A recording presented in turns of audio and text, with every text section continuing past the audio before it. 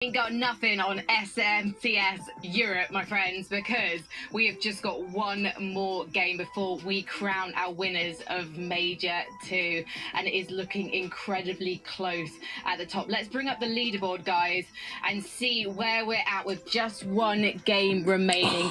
Vanya, Pixie, and Marius Levin, they're not looking good to take it just yet because there's just 6 points between them and second. But the consistency they've showed today, the ability to pick up those victory royales, makes me think they must be confident. This is gonna be a cook of a game 12, man. This is what you want. You want the close photo finish, Mini. And we're gonna get that here because Vanya, Pixie, and Marius have catapulted their way into it. Look, both these teams have been fantastic this weekend.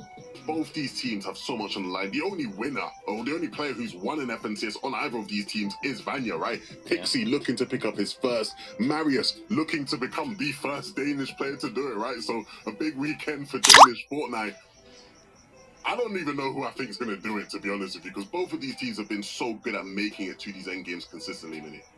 Yeah, and I think what I will say is that whoever does end up winning this will definitely deserve it on their performance this weekend. You can see with their elimination stats, their placement points as well, they're so close to each other, and the consistency that we've seen from particularly Fredoxy's team has been next level this entire weekend. So although they don't have the experience necessarily, they don't have the experience of being in this position, this is going to be coming down to a very, very close finish, and you have to say whoever does take it will fully deserve it. Yeah, and when you look at this team in particular, it's such an interesting story for them, right? When you look at all three of these players and the trajectories they've been on, it's been so strange almost, right? You look at Pablo Wingu.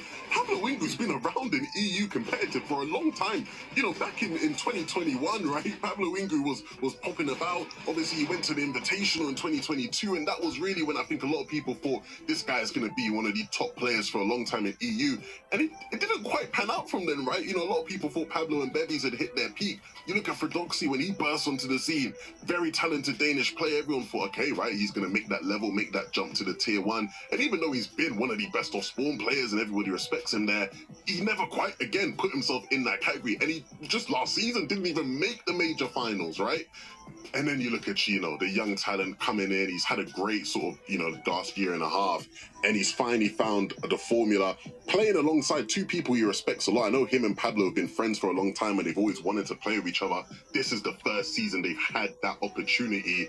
And boy, if this is what you get for playing with your friends, I think I want to play with my friends all the time in FNCS, right? That's exactly what he'll be thinking in his head now. So a big last game, a lot of pressure on all these guys.